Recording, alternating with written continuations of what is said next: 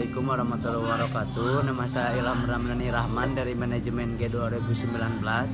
Saya insya Allah akan membawakan materi tugas yang berjudul sumber daya insani. Saya kelompok 10 bersama Arif Dwi Priyanto. 1.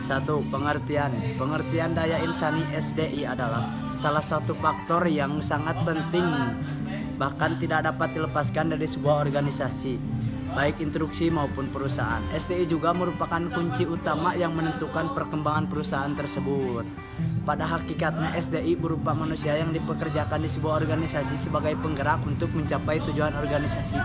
Jadi kalau tidak ada sumber daya insani, perusahaan atau organisasi tersebut saya jamin tidak akan berkembang dan tidak akan berjalan sesuai apa yang ditargetkan oleh perusahaan tersebut atau organisasi tersebut. Pengertian SDI dibagi menjadi dua, yaitu SDI mikro dan SDI makro. SDI mikro yaitu adalah individu yang bekerja dan menjadi anggota suatu perusahaan atau instruksi, bisa disebut juga sebagai pegawai atau buruh. Namun sayangnya di Indonesia sekarang buruh lagi pada didesak. Banyak buruh-buruh yang mendemo karena RUU KUHP ataupun RUU Omnibus Law yang tidak tolak belakang bersama buruh. Adapun SDI makro adalah penduduk suatu negara yang sudah memasuki usia angkatan kerja, baik yang belum bekerja maupun yang sudah bekerja. Jadi SDI makro itu contohnya saya umurnya sudah 25, saya sudah dikategorikan masuk SDI makro. Meskipun saya belum punya pekerjaan, tapi saya disebut SDI makro. Mungkin cukup sekian materi dari saya, yang materi selanjutnya akan disampaikan oleh Arif, rekan saya. See you next. Bismillahirrahmanirrahim. Assalamualaikum warahmatullahi wabarakatuh. Terima kasih kepada Ilham Ramdhani Rahman telah menjelaskan tentang pengertian sumber daya insani. Sebelumnya perkenalkan, nama saya Arif Dwi Priyanto dari kelas manajemen G 2019 dengan NIM 1901020303. Saya akan melanjutkan pembahasan dari Ilham Ramdhani Rahman, yaitu sumber daya insani dalam perspektif Islam. Pengertian sumber daya insani dalam perspektif Islam, yaitu ciri-ciri sumber daya insani menurut Islam dan mempunyai sifat keislaman serta menjunjung tinggi nilai keislaman. Ciri-ciri sumber daya insani dalam perspektif Islam. Yang pertama, amanah. Yang kedua, meyakini urgensi dan menyeru kepada kebajikan atau amar ma'ruf. Yang ketiga, disiplin. Yang keempat, empati atau peka terhadap perasaan orang lain. Yang kelima, integrasi yang tinggi dan memiliki etos kerja. Yang keenam, ahli di bidangnya. Yang ketujuh, tanggung jawab. Yang kedelapan, menghargai orang lain. Yang kesembilan, inisiatif dan kreatif. Baik, selanjutnya yaitu perekrutan sumber daya insani atau SDI. Yang pertama, pengertian perekrutan. Perekrutan adalah proses pencarian atau pemikatan para calon karyawan atau pelamar yang mampu melamar sebagai karyawan. Proses ini dimulai ketika para pelamar dicari dan berakhir bila lamaran-lamarannya diserahkan kembali. Lalu yang kedua, tujuan perekrutan. Tujuan perekrutan adalah menerima pelamar sebanyak-banyaknya sesuai dengan kualifikasi kebutuhan perusahaan dari berbagai sumber, sehingga memungkinkan para calon sumber daya insani dengan kualitas tertinggi dari yang terbaik. Yang ketiga ada media atau sumber-sumber perekrutan. Yang pertama ada penarikan internal dan yang kedua penarikan eksternal. Saya berikan contoh dari penarikan internal. Yang pertama ada dari karyawan yang ada dan karyawan yang sebelumnya pernah bekerja. Nah, dari karyawan yang ada yaitu perusahaan memberikan informasi kepada karyawan yang ada bahwa si perusahaan sedang membutuhkan karyawan baru. Nah, si karyawan yang ada itu memberikan informasi ke kerabat-kerabatnya.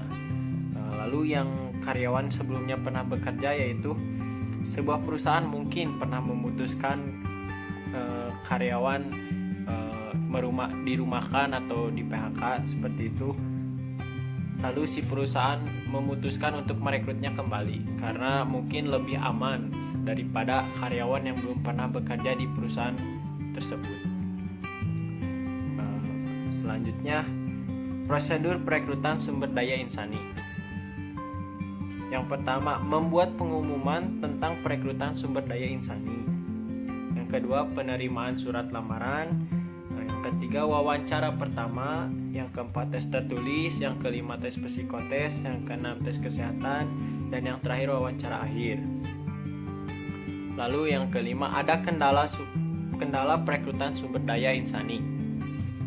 Kegiatan perekrutan sumber daya insani akan berhubungan dengan penentuan kualitas SDI yang dibutuhkan sehingga terdapat kendala yang dihadapi dalam pelaksanaannya.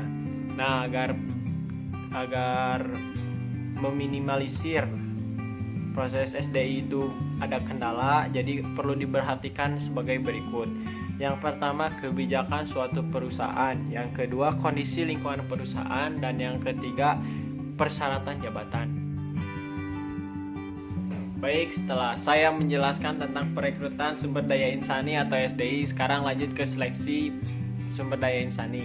Yang pertama, pengertian seleksi sumber daya insani atau SDI.